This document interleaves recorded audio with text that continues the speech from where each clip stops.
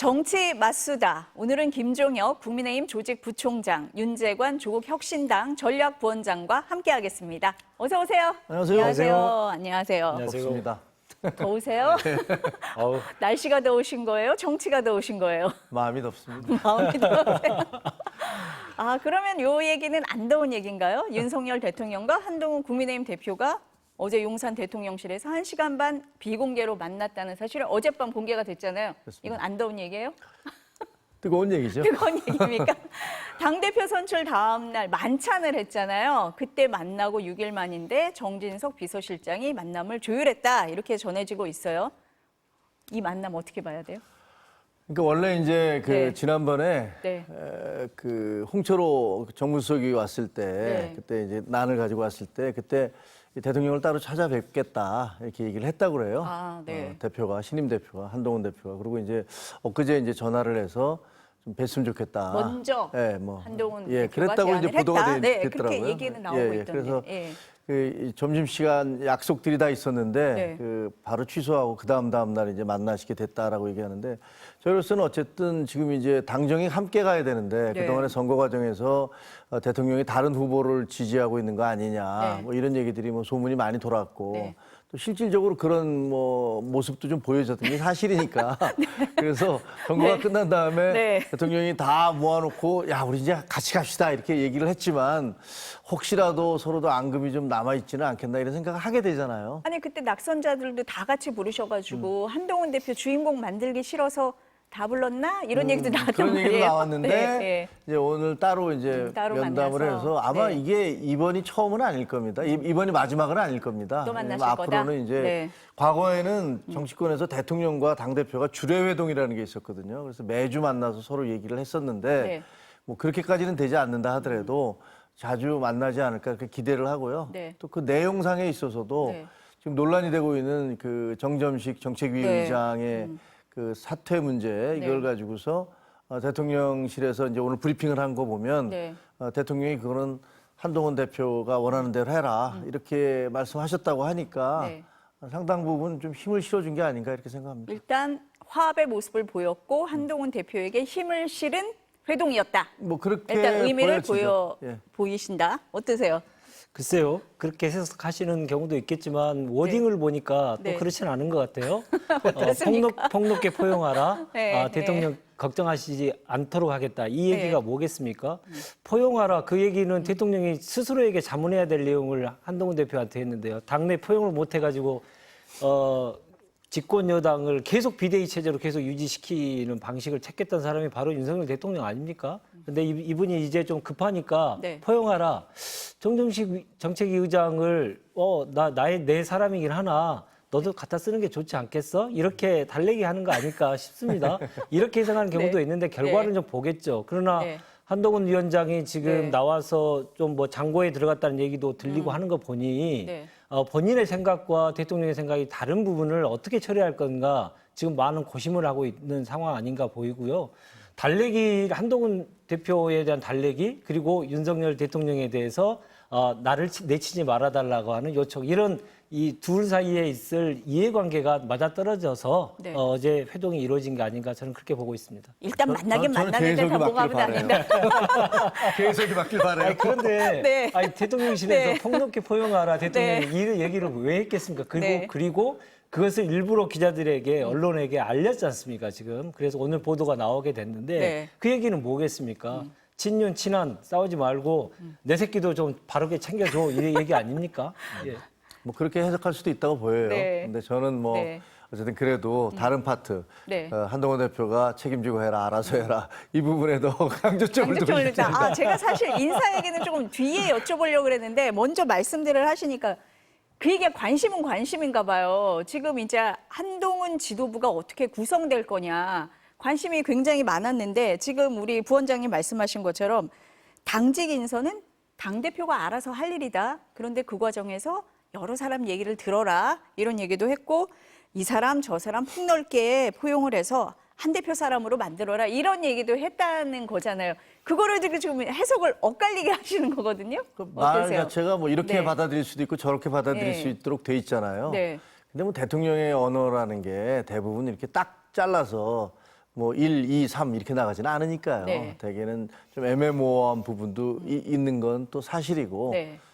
정치적 언어라는 게 대부분 그렇죠. 네. 뭐. 네. 그러니까 지금부터가 더 중요할 것 같아요. 과연 어떻게 귀결이 될 것이냐. 이거를 어떻게 해석을 할지. 네, 뭐 결론이 나오겠습니다만은 네. 대통령이 이래라 저래라 명확하게 워딩을 대통령실에서 전하겠습니까? 대통령은 한 대표의 뜻에 따라 해야 된다라고 하는 원론적인 얘기를 했지만 네. 결국은 내 뜻대로 해라라고 얘기한 거 아닌가? 결과를 놓고 보면 나올 거라고 생각합니다. 그렇지 않고 왜 지금 장고에 들어갑니까? 예. 그러니까 오늘 뭐 오전 일정 다 비우고 장고에 들어갔다 이런 얘기가 나와요. 정책위의장이 그렇게 중요한 자리였습니까? 그게 이제 네. 지금 현재로서는 그 네. 자리가 원래 물론 중요하죠. 네. 정책을 조율하는 자리니까. 근데 그거보다는 그것이 가지고 있는 정치적 함의, 함의. 뭐 이것 때문에 그런 거 아니겠습니까? 네. 사실 당직에서 임기라는 게 무슨 의미가 있겠어요. 그냥 선언적이고 규정적인 의미죠. 예를 들면 네. 전출직이었던 태영호 최고위원은 지난번 뽑힌 다음에 한 달 만에 사퇴를 했거든요. 그리고 김재원 그때 최고도 네. 그 5.18 발언 때문에 바로 며칠 뒤에 그냥 나 지금부터 안 나오겠습니다. 근신하겠습니다. 이랬고 몇 달 뒤에는 결국 사임을 했고요. 네. 그리고 지금 추경호 원내대표 같은 경우도 네. 그 한 달 만에 나 그만둘게요라고 백령도로 갔다가 다시 재신 받고 돌아오셨잖아요. 그러니까 사실 당직에 있어서 당 대표를 포함해서 네. 당 대표도 선거가 잘못되거나 정치적 네. 문제가 생기면 다 책임을 지잖아요. 책임지고. 예. 그러니까 비대위원장이 들어서거나 당 대표가 바뀌거나 그러면 항상 모든 당직자들은 네. 그냥 우리는 다 물러나고 자유 그 새로운 프리핸드를 당대표가? 드릴 테니까 예. 새로운 비대위원장이든지 당 대표께서 알아서 인선을 하십시오. 네. 이렇게 해왔던 건데. 네. 이번 경우는 특이하게 네. 나는 임기가 1년이니까 더 남아 있어야겠다. 본인이 그러신 건 아니지만 네. 주변 분들이 막 그러시니까 네. 오히려 제가 알기에는 네. 한동훈 대표 쪽에서는 처음에는 그냥 별 얘기가 없으면 그냥 유임해서 갈 수도 있었던 분위기였던 것 같아요. 근데 갑자기 우리는 1년이니까 이 사람은 절대 빼면 안 돼. 라고 막 얘기하기 시작하니까 이거 뭐지? 이거 왜- 바꿔야 되나? 오히려 이거 왜 이렇게 이런 생각을 얘기를 하신 거예요? 시작하지? 삿바 싸움의 상징을 만들어 버렸지 않습니까? 네. 예, 두 네. 세력 간에 네. 그 물러설 수 없는 자존심 싸움으로 만들어 버렸는데 네. 정책위의장을 가지고 이렇게 또 내용을 겪을 거라고 누가 예상을 했겠습니까? 이것도 역시나 용산에서 여의도 출장소에 나와 있는 여러 의원님들에게 조정을 해가지고 억지를 부리고 있는 것이죠. 아니 말씀하셨듯이 당직이 네. 정무직 당직자가 대표가 바뀌었는데 일괄 사퇴하는 게 너무나 당연한 것이죠. 그걸 가지고 다시 지금 억지를 부려서 이 싸움을 한다는 게 너무 백해무익해 보입니다. 그러니까 지금 이제 최고위가 9명이라는 거잖아요. 지금 이제 4대 5. 정점식 정책위 의장을 바꾸지 않으면은 이렇게 분류를 할 때 친윤계가 5명이 되는데 정책위 의장을 바꾸면 지금 5대 4 이렇게 된다는 숫자 싸움이잖아요, 사실. 그러니까 당원 당규에 지금 1년이라고 돼 있지만 한 번도 관례적으로는 그렇게 얘기를 안 했었는데 지금 당원 당규까지 들이대고 있는 상황이잖아요. 그러니까 지금 부원장님 말씀하신 것처럼 정점식 정책위 의장도 자기 뜻대로 움직일 수 없는 상황이다. 이런 얘기가 나오는데 그렇게 그런 보셔요? 관측들을 네. 하더라고요. 뭐 네. 본인은 네. 그게 뭐 이렇게 엄청난 자리라고 그렇게 네. 논란이 돼가면서 그 자리에 있고 싶겠습니까? 그러니까 그게 아마 이제 이른바 친윤이라는 분들께서 네. 야, 너는 계속 있어야 돼. 이렇게 얘기하고 있는 건 아닌가라고 그런 사람들이 그렇게 예측을 하잖아요. 네. 근데 뭐 진실은 잘 모르겠습니다. 네. 뭐 어때서 그런지 잘 모르겠습니다만 이게 어떻게 귀결되느냐가 상당히 중요하고요. 또 왜 그렇게 되냐면 네. 지금 또 지도지사 협의회에 있는 분들이 네, 맞아요. 12분이 갑자기 우리가 최고위원회에도 가서 얘기를 하고 네. 대통령과도 만나고 이렇게 얘기를 하니까 근데 네. 그 당원 당규에 따르면 그분들이 올 권한이 없어요. 최고회의에서 와라라고 네. 하면 와서 소명하시오 내지 뭐 발표해 주세요 뭐 이러면 올 수 있거든요. 근데 투표를 통해서는 할 수 있잖아요. 예를 들면 최고회의에서 5명이 5대 4로 해서 야 그분들 모십시다. 그렇게 하면 할수 이렇게 되면 올 수가 있는데, 있단 말이에요. 예. 그러니까 이건 이게 갑자기 몇 개가 이렇게 얽혀지면서 이게 무슨 뭐지? 이게 뭐 짜여진 프로그램이 있는 거야? 뭐 계획이 있는 거야? 우리 홍준표 대구시장님 참석하고 싶어서 그러신가요? 아니 근데 홍준표 시장님은 또 그런 거 네. 뭐 하려 해 이런데요. 뭐 시도지사 협의회에 대해서 네. 뭐 제가 전에 듣기에는 네. 그 무슨 의미가 있어 이러신다니까 잘 모르겠습니다만 뭐 까마귀 날자 배 떨어진다고 이상하게 여러 가지가 이렇게 겹치면서 한동훈 대표를 좀 견제하는 거 아니냐 이렇게 볼 그러려는 수가 의도가 있나요? 있는 게 아니야 뭐 네. 이런 오해를 살 만한 네. 상황들이 발생한 거예요. 네. 어떻게 결론 낼 것 같으세요, 원장님은? 글쎄요. 한동훈 위원장이 장고가 네. 좀 길어질 수도 있겠다. 왜냐하면 이 문제를 해결하지 않으면 네. 한동훈 위원장이 제일 가고 싶지 않은 데가 의총일 것 같아요. 의총에서 가면 한동훈 위원장을 옹이하는 세력은 아직 좀 적기 때문에 많은 수의 의원들이 특히나 최혜병 특검법과 관련된 이견이 표출되어 있는 상태이기 때문에 네. 한동훈 대표를 계속 공격할 가능성이 매우 크죠. 네. 그러면 시작과 동시에 본인의 리더십이 훼손되는 모습을 전 국민에게 보여줄 수 있거든요. 네. 그래서 적절하게 용산과 관계가 좀 괜찮다라고 하는 모습을 보여야 할 건데 네. 그렇다고 여기서 그대로 용산의 뜻대로 하게 되면 본인이 이번에 본인에게 투표했던 이 지지자들에게 배신을 하는 거잖아요. 63%의 압도적 일종의 지지율인데. 배신이죠. 네. 제대로 좀 해라라고 하는 요구가 있었기 때문에 그에 대한 네. 배신과 자기의 현실 사이 여기에서 어떤 접점을 찾을지 궁금합니다. 지금 말씀하신 것처럼 이제 원내대표하고 협의를 해서 의원총회 추인을 받도록 절차는 돼 맞아요. 있는 거잖아요. 근데 거기서 진짜 이걸 넘을 수 있느냐 없느냐 처음부터 시험대에 오르면은 좀 힘들지 않겠냐 이런 시각들이 많기는 하거든요. 네. 그 당대표에게는 당직자들에 대한 임면권이 있어요. 네. 그러니까 이제 누구든지 면직을 시킬 수 있어요, 네, 당대표는. 근데 이제 임명을 하는 데 있어서 유일하게 그 정책위 의장만 네. 그 원내대표와 협의를 해서 의총에서 추인을 받아라 이렇게 네, 돼 있는데 네. 이거는 과거에 네. 원내대표하고 정책위 의장이 런닝메이트로 같이 투표로 뽑혔었거든요. 그러다가 2021년도에 당원 당규가 바뀌면서 네. 런닝메이트가 아니고 당대표가 임명한다. 대표가 임명한다. 근데 네. 그 원내대표 런닝메이트였으니까 네. 상의를 네. 해라. 네. 그리고 의총에 추인을 받아라 이렇게 돼 있는 네, 거예요. 네. 그러니까 그렇게 좀 복잡하게 변해 왔는데 이번에 만약에 의총에서 그 추인이 안 되면 네. 그러면 당 대표로서는 상당히 그 리더십에 상처를 입는 게 사실이잖아요. 근데 네. 저는 그렇게 되면 우리 당도 굉장히 큰 타격을 입는다고 생각을 해요. 왜냐면 보시다시피 지금 저희 당의 지지도가 올라가고 있고 덩달아 대통령 지지도도 뭐 올랐다 내렸다 하시지만 전체적으로는 분위기가 상당히 좋아지고 있단 말이에요. 그리고 국민들이나 당원들 63%라는 건 뭐 사실상은 압도적인 거잖아요. 그 세 분을 다 합쳐도 그 그렇죠. 한 사람보다 네, 훨씬 네, 못하고 네. 더구나 이 선거에서 용산이 특정 후보의 편을 들고 있다는 것들이 다 공개되다시피 한 그런 상황에서조차 네. 그런 결과가 나왔기 때문에 압도적인 지지인데 그 압도적 지지를 받은 대표에 대해서 실질적으로 여기 그 의원들은 그걸 따라주지 않는다? 그렇게 될 경우에 그 후폭풍은 상당히 심각할 것이고 우리 당원들은 과연 어떻게 대응을 할 것이냐, 네. 어떻게 나올 것이냐. 우리 당사 그 앞에 뭐 제가 보기에는 뭐 아마 그 난리가 날 것 같아요. 그러니까 걱정이죠 좀. 상황을 보면 네. 대통령의 이 아집과 고집이 도대체 언제 끝날지 이건 임기가 끝나지 않고서야 이건 절대 고쳐지지 않을 것이다라고 생각이 들 정도 아니겠습니까? 63% 말씀하셨는데 네. 63%에 당선된 대표가 있어요. 그 네. 대표가 한 사람을 마음대로 할 수 없을 만큼 이렇게 계속 대표의 리더십에 대해서 계속 흔들어대는 거잖아요. 한마디로 말하면 용산이 지금 한동훈 대표한테 네 마음대로 하지 마라. 내가 길들이게 하고 있는 거 아닐까요? 그렇게 보는 시각이 이 많은 국민들이 좀 있으신 것 같고요. 지금 보면 원칙과 상식, 기본적인 상식이 안 지켜졌기 때문에 이 많은 국정에 여러 가지 혼란이 있었고 그것이 또 다른 공간이 또 당에게도 미쳤다. 저는 그렇게 보고 있습니다. 그래서 이러한 상식의 파괴가 만연되다 보니까 모든 곳에서 지금 여러 가지 실타래가 풀리는 게 아니고 계속 갈등만 계속 재현되고 있고 갈등이 끊이지 않게 일어나고 있는 이 상황이 윤석열 정권의 보여주고 모습이 있다. 보인다. 저는 그렇게 생각합니다. 네. 윤 네. 부위원장님은 네. 누가 조국 혁신당 아니랄까봐 기승전 대통령이야.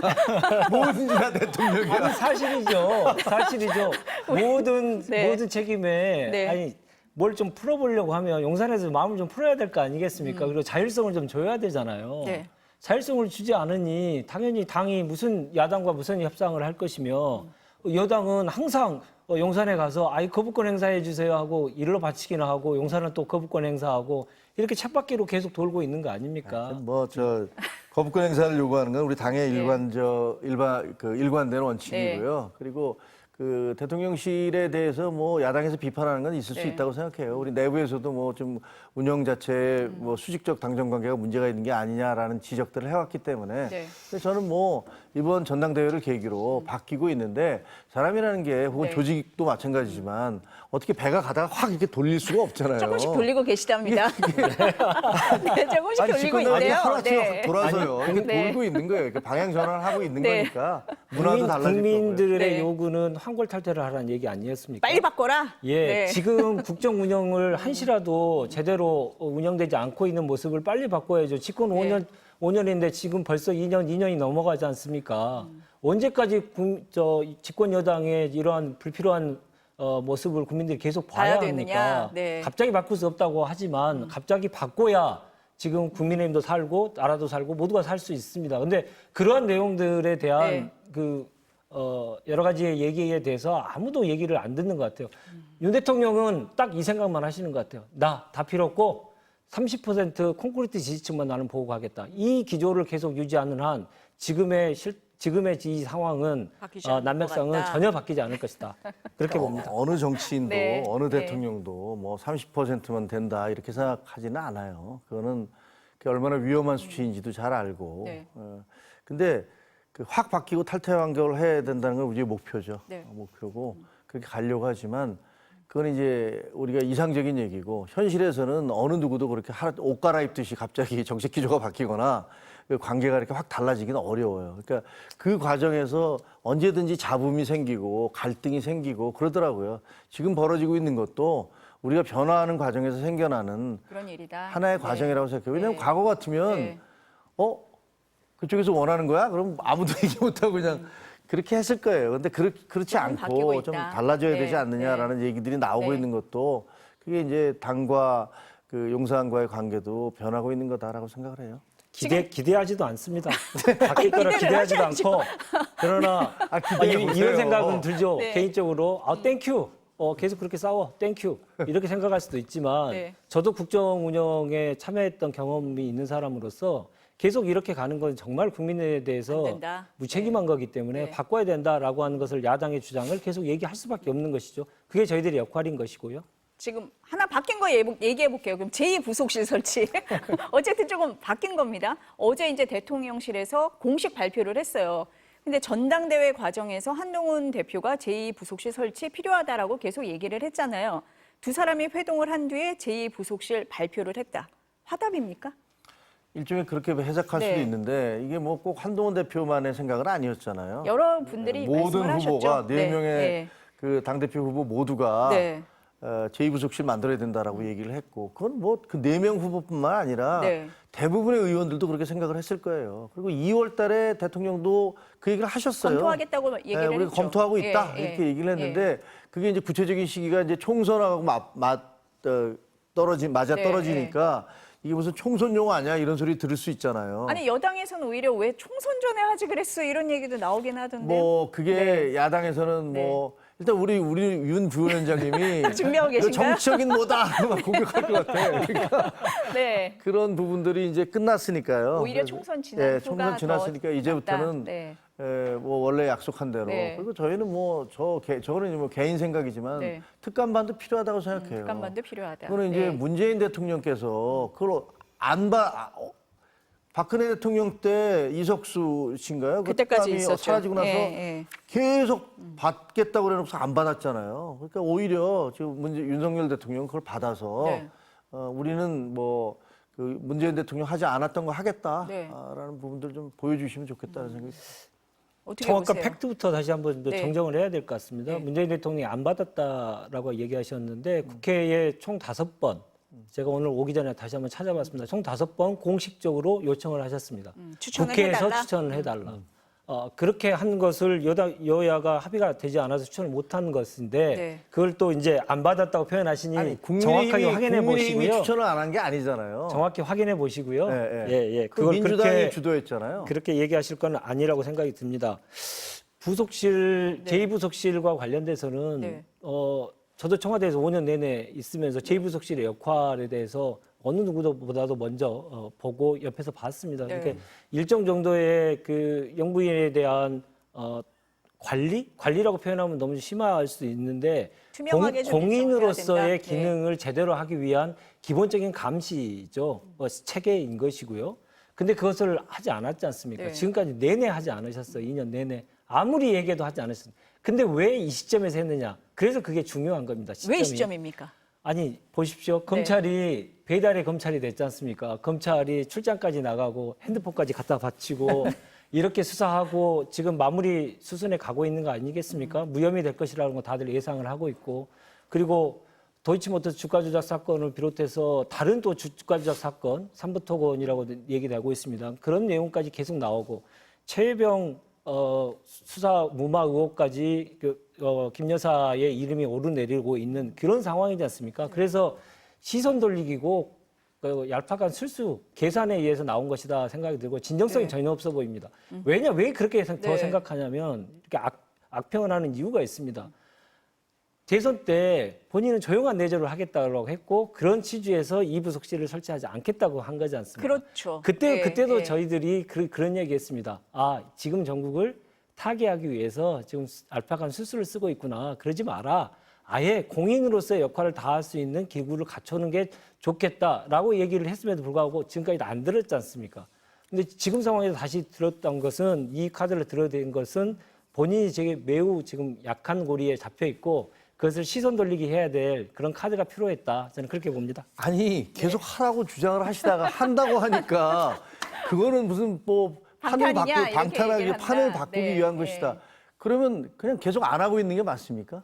특검법을 피하기 위한 꼼수가 그러니까 아니라면 특검법에 대한 거부권 행사를 계속하지 마시고요.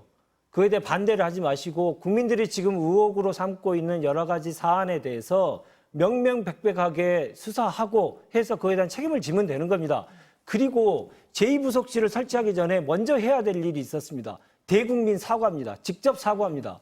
그 사과를 통해서 내가 국정 개입이 많이 되고 있다는 얘기가 들리나 앞으로는 자중자애하겠다. 국민들의 눈높이에 맞춰서 제가 더 열심히 활동하겠다. 그런 얘기를 한마디도 하지 않고 이제 와서 제2부속실을 얘기하니 그건 꼼수다라고 얘기할 수밖에 없는 것이죠. 제2부속실을 만드는 거는 저는 당연히 필요하다고 생각을 해요. 그 시기가 어떻게 됐든 간에 가장 늦었다 하더라도 뭐 그 이전에 처음부터 만들었으면 좋았겠습니다만 네. 안 만드는 것들에 대해서 너 안 만들었으니까 지금도 만들지 말라라고 얘기하는 건 과하신 얘기 같고 그다음에 무슨 주가 조작이니 뭐 얘기했는데 삼부토건 주가 조작을 기정사실화해서 얘기했다는 건 굉장히 명예훼손에 해당할 수 있는 기정사실화해서 말씀드리지 않았습니다. 부분이니까 예, 네. 그런 것들은 그런 의혹들이 있다. 예, 네. 그거라고 네. 생각을 하고요. 그리고 그 뭐라 그럴까 앞으로 저희는 이제 조금 더 적극적으로 나서서 특감도 임명을 하고 네. 제2부속실도 만들어서 그것이 어떻게 돌아가는지를 좀 지켜보는 게 필요하겠다고 생각을 해요. 그리고 거기서 아까 얘기하신 대로 뭐 특검을 받아라. 저는 민주당이나 조국혁신당도 마찬가지지만 지금까지 그 계속 모든 것들을 특검, 탄핵 이것만으로 계속 판을 몰아가고 계시잖아요. 말로는 민생이 있지만 뭐 실제로 민생한 게 뭐 있습니까? 모든 판은 그냥 특검 탄핵이지. 그런 면에 있어서 네. 그냥 우리가 요구하면 특검을 받아라. 그러면 그 판사도 탄핵하고 검사도 탄핵하고 우리 마음에 안 드는 사람들은 다 장관인 모든 탄핵 대통령을 포함해서 탄핵하고 그리고 우리가 마음에 안 들면 그 수사 니들이 하지 말고 우리가 특검 임명할 테니까 그럼 뭐 하려고 검찰청이 필요하고 경찰이 필요하고 우리 그 공적인 기관이 왜 필요합니까? 제가 보기엔 대한민국에서는 지금 민주당만 있으면 돼요. 민주당이 모든 걸 다 특검을 임명해서 하면 되니까. 이제 부총장님 말씀에 대해서 제가 반론을 제기하지 않을 수 없네요. 왜냐하면 하십시오. 검찰이 제대로 역할을 네. 하고 네. 있고 기능을 하고 있으면 그 말씀이 100번 타당할 수도 있습니다. 예, 특검까지 왜 필요 있냐? 검찰이 제대로 수사하고 있고 경찰이 제대로 수사하고 있다면 공적 기능이 정상화되어 있다면 그건 얼마든지 가능하신 얘기죠. 그 전제가 틀린 겁니다. 국민들이 바라본 시각은 지금 네. 검찰은 국민을 위한 검찰이 아니고 권력자 한 명을 위한 검찰이다. 권력의 해바라기 역할을 계속하고 있고 야당에 대해서는 완전히 탈탈 털고 거기서는 솜방망이, 여당에는 솜방망이 하고 있는 거 아니냐. 이게 국민들의 가장 기본적인 시각 아닙니까? 아까도 말씀드렸듯이 김 여사에 관련된 명품백 사건, 주가 조작 사건과 관련돼서 국민들이 정말 납득할 수 있는 수사 결과, 수사 과정을 보여준다면 특검의 동력은 점점 상실할 수밖에 없겠죠. 근데 이제 이번에 보십시오. 어디서 듣도 보도 못한 수사 방식을 했지 않습니까? 검찰이 이제 검찰청이라고 하는 것을 이제 문 닫아야 될 상황까지 됐다 저는 생각합니다. 저 정도의 자존심도 없고 그동안 지켜왔던 검찰의 수사의 기본 원칙도 지키지 않고 검찰총장도 패싱해버리고 이런 상황이 계속 벌어지고 있는데 특검이 필요 없다니요. 특검 아니면 어떻게 이것을 정확하게 밝히겠습니까? 그러면 그 말씀하실 거면 검찰을 제대로 손보시고 검찰을 제대로 운영하시면 됩니다. 그런다 그럴 마음이 1도 없으시겠죠. 그 검찰을 제대로 네. 운영한다고 말씀하시는데 문재인 정부 때 검찰이 제대로 운영이 됐습니까? 제가 알기에는 문재인 정부야말로 검찰을 가장 정권의 하수인으로 썼던 그런 정부 아닙니까? 그리고 나서 자기들의 그게 윤석열 총장이라는 사람이 들어와서 자기들의 말을 안 들으니까 법무부 장관을 시켜서 그렇게 한 사람에 대해서 공격을 하고 그래서 결국은 그분을 대통령으로 만들어준 제1등 공신이 문재인 정부예요. 문재인 정부가 검찰권을 제대로 행사하고 검찰 권력을 공정하게 행사했다면 절대로 권력을 뺏기지도 않았을 것이고 윤석열 대통령이 탄생하지도 않았을 겁니다. 따라서 저는 우리 정부가 무슨 검찰권을 제대로 행사했다고 생각하지도 않아요. 하지만 문재인 정부에서는 혹은 다른 정권이 있을 때는 검찰권이 공정하고 객관적으로 형성됐는데 이번 정권에서만 이게 안 되고 있다라고 주장하는 것은 제가 알고 있는 사실관계와 부합하지 않고요. 모든 정권이 검찰을 그렇게 자기들의 칼로 쓰려고 했던 원죄가 있습니다. 그리고 심지어는 그 검찰이 말을 듣지 않는다 그러니까 아예 공수처법이라는 걸 만들어서 그거를 아예 검찰을 없애버리겠다라고까지 나왔던 그런 사례가 있기 때문에 네. 결코 누가 누구에게 뭐 지금은 잘 안 되고 과거에는 잘 됐는데 지금은 잘 되고 있다 이렇게 얘기할 수 있는 그런 용기 갖기는 쉽지 않을 겁니다. 집권 3년 차에 전임 정부 탓을 계속 듣는 것도 거북하네요. 문재인 정부 때는요. 문재인 정부 탓, 이명박근혜를 문재인 5년 정부 내내 했어요. 모든 걸 문재인 정부 탓하시더니 총선 끝나고 전당대회 끝나니까 다시 듣는 것 같아서 그 국민들께서 어떻게 판단하실까 국민 눈높이에서 한번 생각해 주셨으면 좋겠습니다. 이걸 가지고 제가 씨름하고 싶지는 않고요. 당선 위원장님의 기본적인 그동안의 스탠스 있었는데 이걸 이제 와서 또 3년 차에 문재인 정부 탓하시고 다시 그렇게 하기에는 이 정부가 무너뜨린 원칙이 너무나 심각합니다. 네, 저는 문재인 정부 탓만 하면은 옳지 않다라고 생각을 해요. 근데 그것도 역시 마찬가지로 제가 5년 내내 취재해봤지만 문재인 정부 때는요 5년 내내 이명박근혜였어요. 막판까지도 그건 윤석열 지검장하고 윤석열 사무총장 검찰총장에 물어보셔야 될 얘기죠. 저희가 지금 이제 제2부속실 얘기를 하다가 지금 이제 그걸 전임 정부의 문재인 대통령 탓을 검찰 어떻게 합니까? 얘기까지 그때 수사를 나왔는데. 누가 했습니까? 그러면 대통령한테 가서 물어보셔야죠. 수사의 문제가 아니고 정치인들이 그리고 지지자들이 모두 그렇게 얘기를 하셨어요. 이명박근혜 말만 나오면 이명박은 박근혜는 이렇게 얘기를 하셨던 전력이 있기 때문에 지금 이제 처음에 한 2년 차 지나고 3년 차 되니까 뭐 가능하면 문재인 정부 때 얘기를 덜 하는 게 좋죠. 그러나 저희가 스스로 반성하는 것과 그리고 문재인 정부에 있던 분들이 너희는 왜 그러냐고 얘기하는 거하고는 또 좀 다르다. 네, 알겠습니다. 공감대 형성하기 어려울 거라고 검찰 봅니다. 얘기는 저희가 다음에 기회가 되면 두 개발하시는 분을 게 좋을 것 같아요, 이제. 모셔가지고 하는 걸로 하고 다시 제2부속실로 돌아오겠습니다. 아까 우리 부총장님도 이게 조금 늦은 감이 있다라는 말씀을 하셨는데 뒤늦은 제2부속실 설치, 재기능을 해야 된다. 다들 한 목소리로 얘기를 하거든요. 맞아요. 어떻게 해야지 됩니까? 전제 조건이 뭐가 돼야 됩니까? 그러면? 추상 같아야죠. 그리고 엄정해야 되고. 그러니까 이게 그냥 보여주기식이면 안 된다고 생각을 해요. 그래서 좀 불편해야 돼요.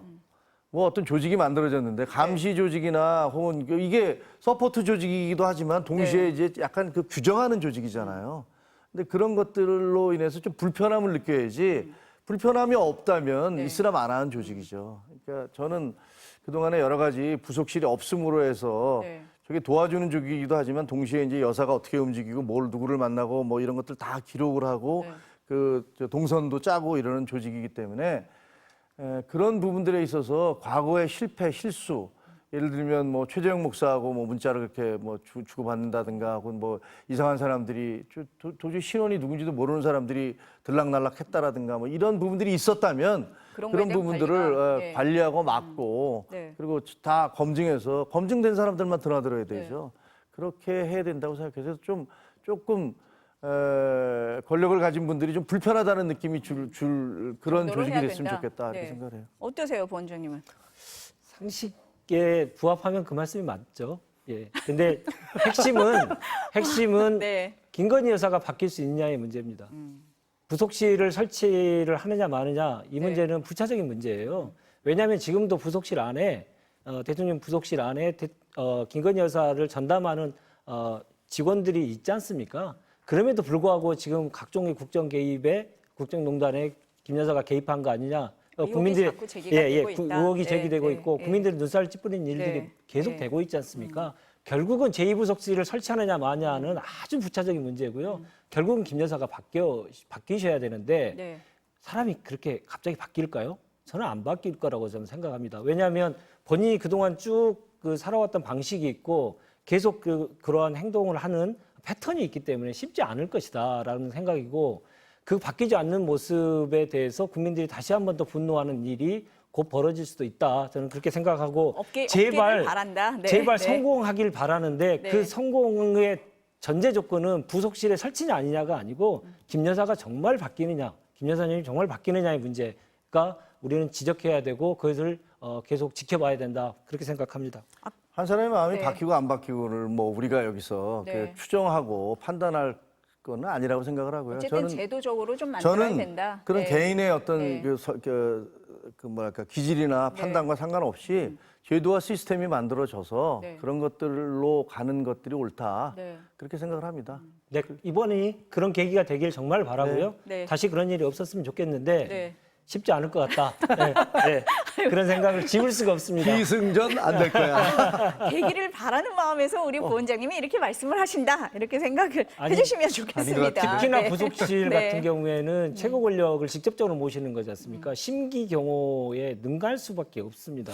그러면 심기 경호 하지 말고 정말 국민을 위해서 나에게 해줄 수 있는 얘기를 해다오라고 얘기해도 찍힐까 봐 얘기하기가 쉽지 않은 조직입니다. 그렇죠. 예. 네. 그런데 지금 V1은 대통령이고 V0라는 얘기가 나올 정도로 막강한 권한을 행사하고 있다라고 하는 게 다 회자되고 있지 않습니까? 그 정도 되는 분을 네. 이 정도 부서실장이 가서 관리하고 통제하고 사실 불가능한 일입니다. 아까 부총장이 말씀하신 것처럼. 여당과 네, 집권 세력 네. 전체가 네. 이 문제는 나라의 가장 기본적인 원칙이다 생각하시고 그러한 노력들을 제2부속실에 설치할 노력을 그걸로 끝났다고 생각하지 말고 견제 기능을 더 많이 해주셔야 됩니다.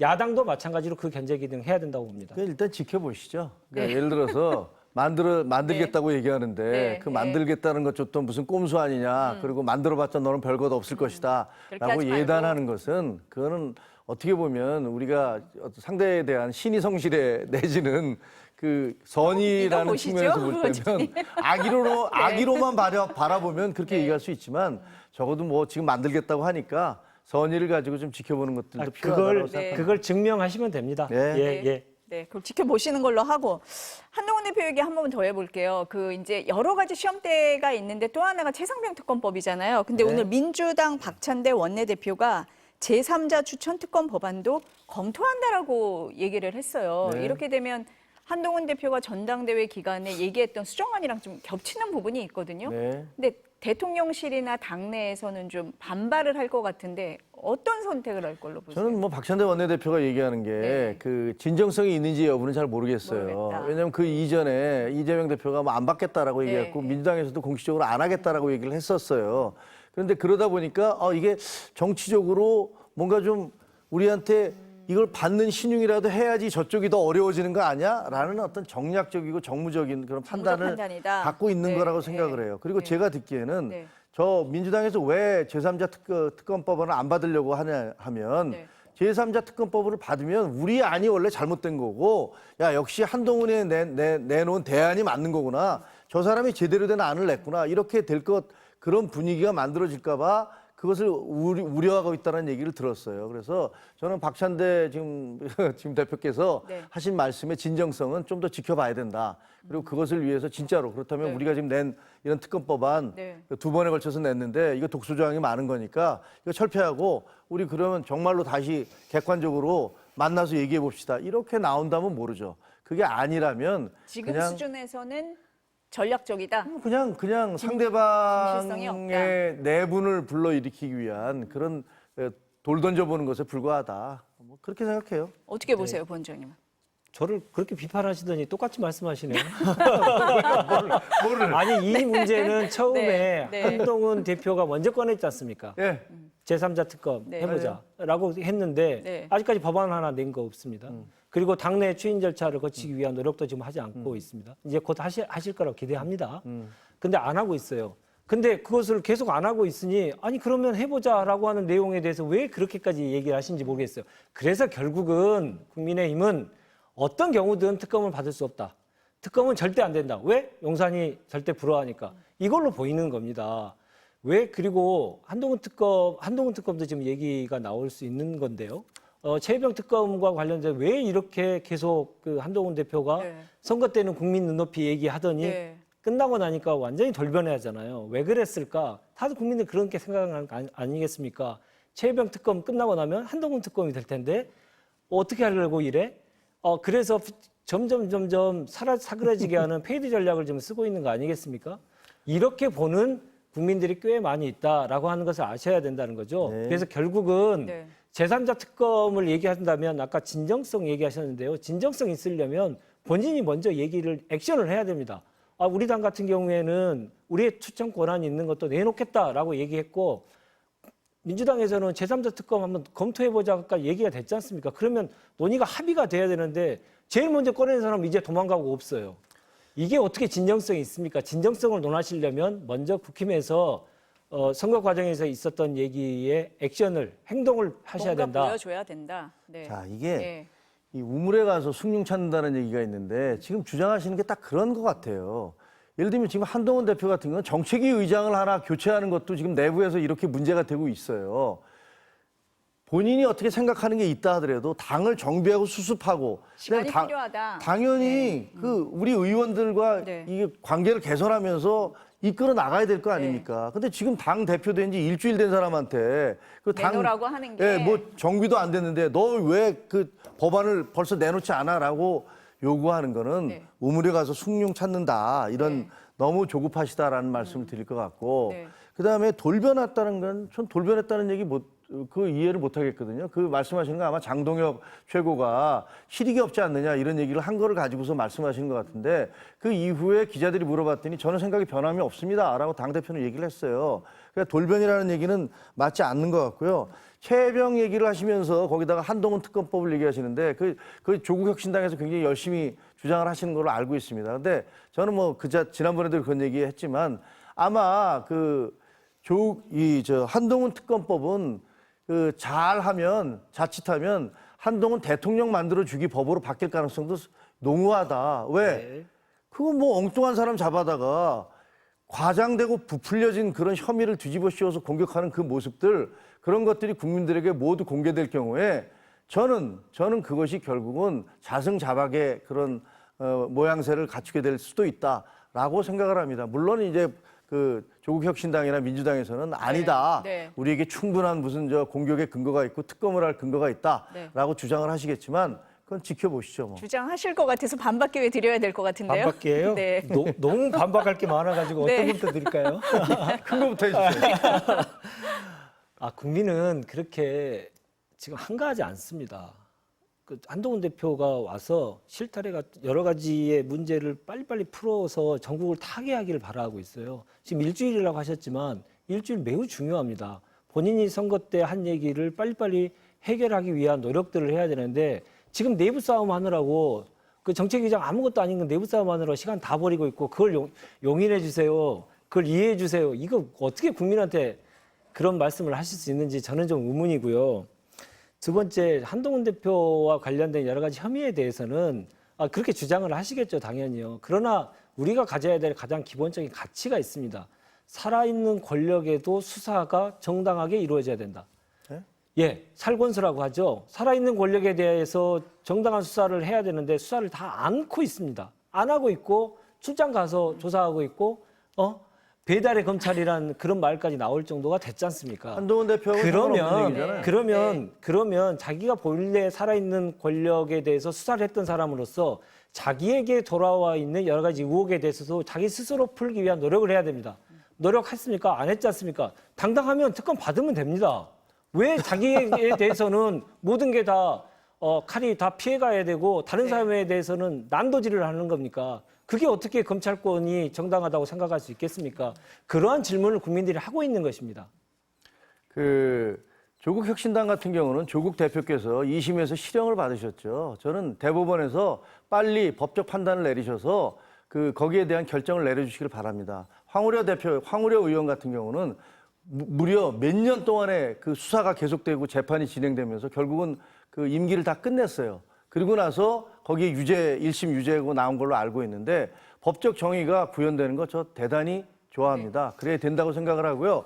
그리고 한동훈 대표에 대해서도 만약에 그분이 어떤 문제가 있을 경우에 거기에 대해서 분명히 책임을 져야 되죠, 본인이. 근데 그걸 특검으로 한다는 것들이 저는 뭐 구체적인 어떤 혐의가 그걸 특검이라는 어마어마한 칼을 끄집어들 정도의 어떤 내용이 뭔지를 저는 잘 모르겠습니다. 그러니까 그거는 이제 나중에 조국 혁신당께서 네. 그 구체적인 내용을 알려주시기 아니 바랍니다. 주요 당직자께서 대표에 관련된 의혹에 대해서 네. 특검 법안이 발의가 됐는데 그 내용이 무엇인지도 모른다고 하시는 건 좀 상식이 안 맞는 것 같고요. 전혀 예. 오늘- 신뢰성이 없는 네. 주장이라고 생각해요. 오늘 여러 가지 이슈가 있었는데 두 분이 검찰 얘기를 너무 많이 하셔가지고 제가 여쭤보지도 못하고 오늘 이 자리에서 끝내야 될 것 같거든요. 벌써 다음에 끝났습니까? 한번 모셔서 다시 한번 토론을 하도록 하겠습니다. 오늘 말씀은 여기까지 듣겠습니다. 감사합니다. 고맙습니다.